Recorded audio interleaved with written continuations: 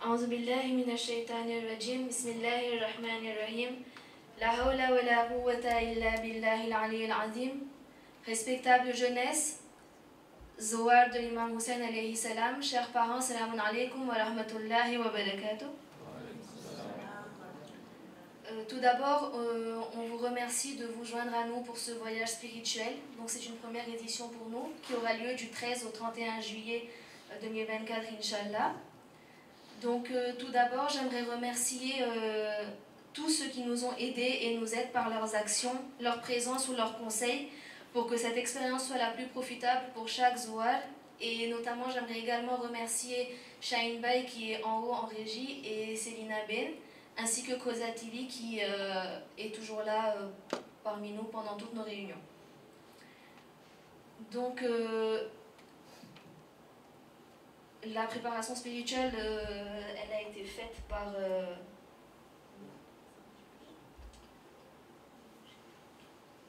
nos deux cheikhs. Donc maintenant, je vais venir au sujet des intervenants et des responsables du groupe. Donc, les responsables du groupe depuis la réunion, c'est Sabia Massi et Goulam Massa. Donc c'est eux qui vont vous accompagner depuis l'aéroport jusqu'à Najaf et pendant votre séjour sur place. Ensuite, au retour, ce sera Sajid et Sidika qui ne sont pas là, mais c'est eux qui s'occuperont de vous pour vous ramener jusqu'à la réunion. Et au niveau des accompagnateurs sur place, donc on a, comme j'ai dit, Goulam Massa et Sabia Massi. Il y aura Sheikh Hamza ainsi que Naïm Bay et Iram d'Aramsi Lada. Juste une petite présentation rapide des intervenants. Ils la feront un peu plus concrètement quand vous serez là-bas, mais juste un petit mot. Donc Sheikh Hamza, il est originaire de Madagascar, il a étudié en Iran, où il a appris le farsi et il a renforcé ses bases en arabe. Et il a étudié au Hausa pendant 2 ans. Et ensuite, il a intégré l'université de Imam Hadi, où il a fait des études en sciences islamiques. Donc aujourd'hui, il est rentré, maintenant il est à Madagascar, et il est responsable pédagogique du Madrasa de Tana. Ensuite, on a Sheikh Mukhtar, donc lui, il a grandi et il a étudié en Tanzanie. Après le lycée, il a directement intégré le Hausa, où il a étudié pendant 12 ans les sciences coraniques et tafsir, donc à Koum. Et ensuite, il a été résident alim à Dar es-Salaam pendant 2 ans, et aujourd'hui, il habite à Koum. Et il travaille au Bab el-Riza Institute en tant que dans le département de la recherche islamique. Et il y a notre dernière intervenante, donc c'est Selma Andi, qui elle aussi elle est originaire de l'Afrique et elle habite à Koum depuis plus de 26 ans. Elle a fait un bachelor au Hausa et elle a également pris des cours de tafsir et de philosophie islamique. Et pendant de nombreuses années, elle a organisé des camps, des voyages spirituels et des crèches-courses pour les jeunes avec son mari. Et elle emmenait notamment tous les jeunes à Cham, en Irak et en Iran. Donc aujourd'hui, elle est professeure au Hausa de Jamiat al-Zahra et elle enseigne le akhlaq et le aqaïd. Donc elle est en même temps professeure, mais elle prend également encore des cours pour parfaire ses connaissances. Et elle donne également des cours en ligne aux États-Unis sur le Nahjul Balagha. Donc c'était juste une petite présentation. Donc maintenant, comme l'a dit, il me semble, Sheikh Hamza et les Ali Massa, donc le groupe est constitué de 42 personnes. Il y a des gens de la Réunion majoritairement, puis des gens de Madagascar, de France et du Canada. Le départ est prévu le 13 juillet, donc vous êtes répartis en 2 groupes. On a fait un groupe sur WhatsApp pour vous dire vous êtes quel groupe, mais vous pouvez vérifier sur vos billets aussi. Il y a le premier groupe qui va partir à 12h05 de la Réunion, et ensuite qui va reprendre le vol pour Dubaï à 16h35. Et vous êtes 24, et votre responsable, ce sera Goulam Massa. Et ensuite, vous avez un deuxième groupe qui va partir à 17h25 et qui va reprendre le vol à 21h50 pour Dubaï. Donc là, il y a 10 personnes. Et votre responsable, ce sera Sabia Massi et Sheikh Hamza qui va vous rejoindre à Maurice. Ensuite, il y a un groupe qui arrive de Madagascar, 2 de Paris et 1 du Canada. Et le 14 juillet, du coup, vous allez être 41 personnes qui allez partir pour Dubaï vers Najaf. Donc là, vous allez être tous ensemble. j'ai oublié de préciser qu'à l'aéroport, il y aura un sandwich qui vous sera offert pour que vous n'ayez pas de soucis, enfin, vous n'avez pas à vous inquiéter pour ce que vous devez manger.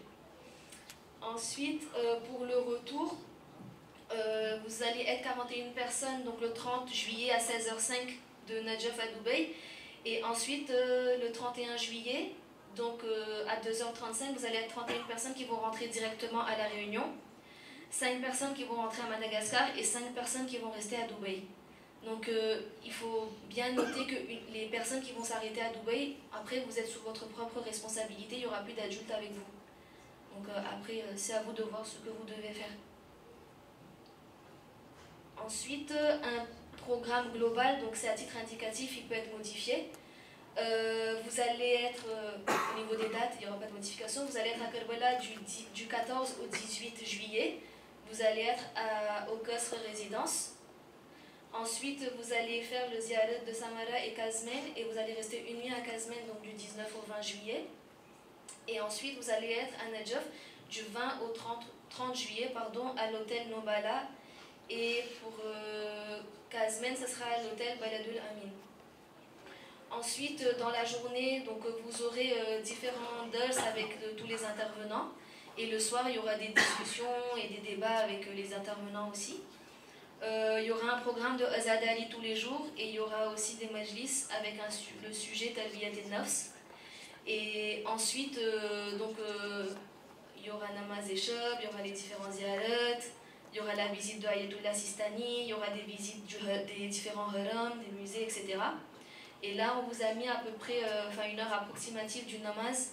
Comme ça, vous voyez que namaz le matin, c'est 3h15. Donc, en général, les gens ils restent réveillés jusqu'à namaz et après, tout le monde dort. Ou va au haram, comme Cheikh Hamza a dit, si vous voulez profiter la journée. Donc là, il y a aussi pour les personnes qui ne sont jamais allées, mais aussi pour ceux qui sont déjà allés, juste un petit rappel. Donc à Najaf, il y a le haram de Imam Ali, alayhi salam. Il y a le Masjid de Koufa, Masjid de Sahla, il y a Wadi salam et il y a la visite de Ayatollah Sistani. Ensuite à Karbala, il y a le haram de Imam Hussein et de Hazrat Abbas alayhi salam et il y a les différents atraf. À Kazmen, il y a Imam Nusay Kazim et Imam Jawad. Et à Samara, il y a Imam Hadi, Imam Hassan al-Askari et il y a le Sardawi Muqaddas.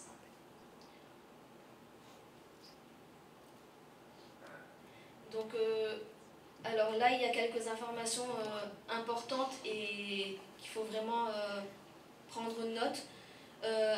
Il faut vraiment arriver 3 heures avant le décollage parce que c'est la période des vacances scolaires, donc il y aura beaucoup de monde.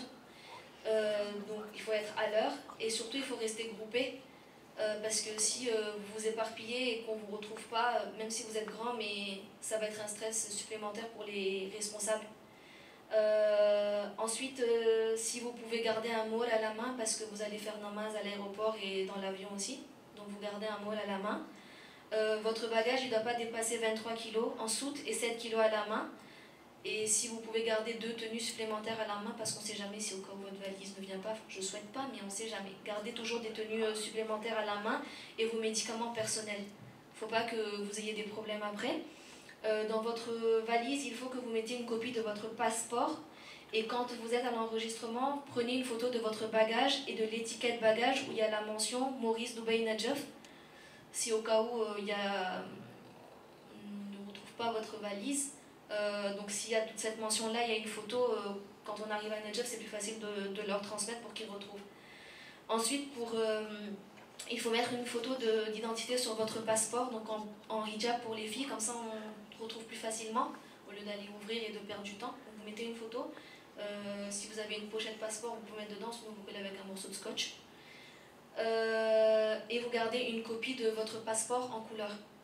Ensuite, pour les mineurs, c'est très important d'avoir une autorisation de sortie du territoire signée par les parents. On va vérifier à l'aéroport, mais si vous n'avez pas ça, ils ne vous laisseront pas monter pour les mineurs. Et une copie du livret de famille.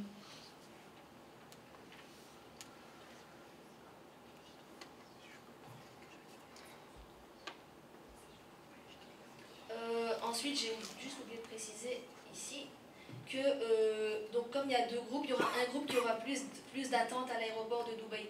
Donc Donc si vous voulez aller vous promener ou je sais pas moi manger ou peu importe, prévenez votre responsable s'il vous plaît parce que ils vont être inquiets s'ils ne vous retrouvent pas. Donc on a fait exprès des groupes sur WhatsApp, un groupe 1, groupe 2. Donc si vous ne voyez pas votre responsable, par exemple, vous ne voyez pas Ghulam Massa, mettez-vous dans le groupe WhatsApp où vous allez.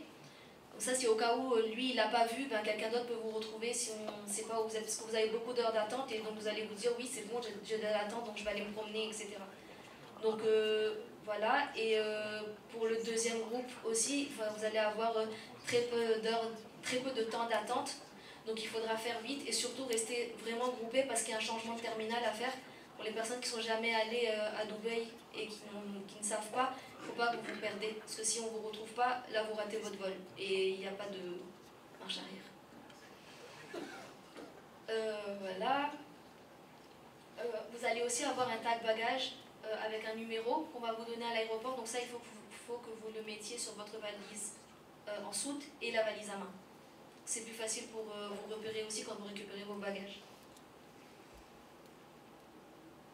Ensuite, il y a le package de 1150 € à régler. Donc ça, vous avez deux options. Soit vous préparez une enveloppe en espèces et vous donnez à arriver en Irak, à Ghulam Massa. Soit vous pouvez faire un virement à l'UAXIR pour les parents qui pensent que les enfants vont perdre l'argent. Vous pouvez faire un virement, c'est plus simple. Donc vous pouvez vous rapprocher d'un des responsables, quelqu'un vous guidera pour comment faire, etc. Et des grosses coupures, pas des billets 10 € ou 5 € ou 2 €. Voilà. Ensuite, pour le climat, donc il va faire vraiment très chaud. Donc c'est mieux d'avoir des vêtements légers. J'ai mis des vêtements noirs, mais vous savez très bien que c'est des vêtements noirs. Légers pour les filles, des tzadel avec des manches assez faciles à remonter pour que vous puissiez faire vos os facilement. Et avec des gants et des chaussettes et des chaussures qui soient légers, comme ça vous n'avez pas de problème pour marcher. Ensuite pour le sac, il faut prévoir un sac léger pour le haram. Les doigts, vous pouvez lire sur votre téléphone ou si vous avez le livre. Après Samia Massel a envoyé le livre spécial de Ziadet sur le groupe, donc vous pouvez utiliser ça, c'est très bien. Il faut faire attention dans les haram, parfois il y a des vols de téléphone parce qu'il y a beaucoup de monde, donc parfois on s'en rend pas compte, mais le téléphone est dans notre poche ou dans notre sac et quelqu'un récupère, donc vous allez perdre votre téléphone. Et surtout, n'amenez pas des objets de valeur, vos lunettes de marque, vos bracelets, vos sacs, vos bijoux, etc. Ne ramenez pas tout ça. Ensuite, pour les vêtements, donc il y a le service de laundry à l'hôtel et il faut prévoir quand même du savon pour les sous-vêtements ou pour les personnes qui veulent directement laver leurs propres vêtements dans la chambre. Il y aura un chasuble qu'on va vous donner. Donc quand vous sortez de l'hôtel, il faut vraiment que vous le portez au cas où si on vous perd ou quoi que ce soit, c'est plus facile pour vous repérer. Donc il y a le chasuble et vous devez garder la carte de l'hôtel avec vous, toujours. Ensuite, vous allez partir dans différents endroits, donc il faut être 15 minutes avant l'heure à la réception. Vraiment, soyez à l'heure parce que vous êtes un groupe, c'est pas toujours facile à gérer, il y a beaucoup de monde à l'extérieur, etc. Donc il faut vraiment que vous soyez à l'heure 15 minutes avant. Ensuite, si vous avez des problèmes de santé, il faut que vous préveniez les responsables à l'avance. Soit vous nous faites un message en privé ou soit les responsables qui sont avec vous. Et vous gardez votre traitement. Si vous avez des ordonnances à garder, etc., vous les gardez avec vous. Et sur place, vous allez pouvoir vous procurer d'une puce avec Internet. Donc vous pouvez demander aux agents qui sont sur place ou à Ghulam Massa si vous ne savez pas à qui demander. Et si vous avez de l'argent de poche et que vous voulez changer, vous pouvez demander à Ghulam Massa aussi. Et je pense que c'est des grandes coupures aussi pour le change.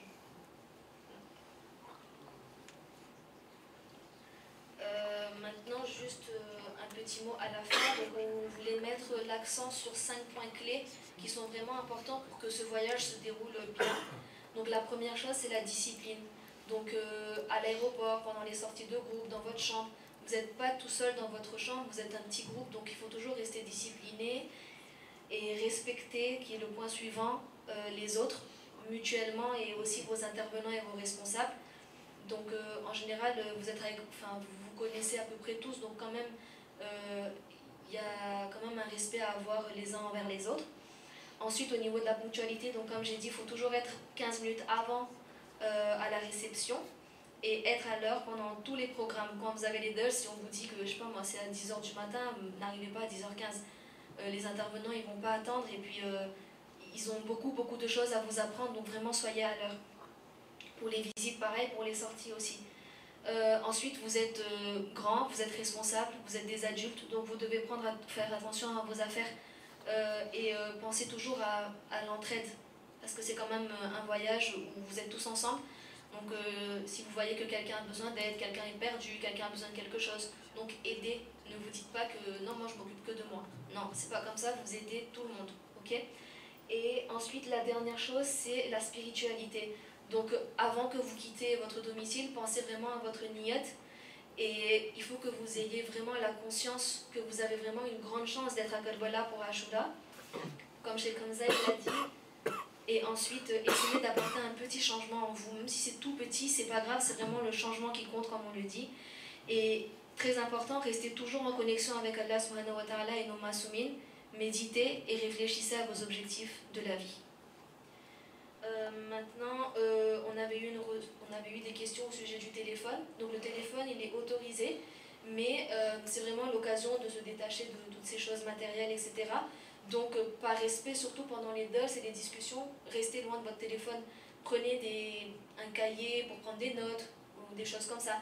Mais essayez le maximum de ne pas garder votre téléphone sur vous, vraiment par respect pour les intervenants et pour vous-même. Parce que je pense, comme on l'a dit, vous devez avoir conscience de ce que vous allez faire là-bas. Le téléphone, vous l'avez tout le temps. Donc voilà. Voilà pour moi, si vous avez des questions.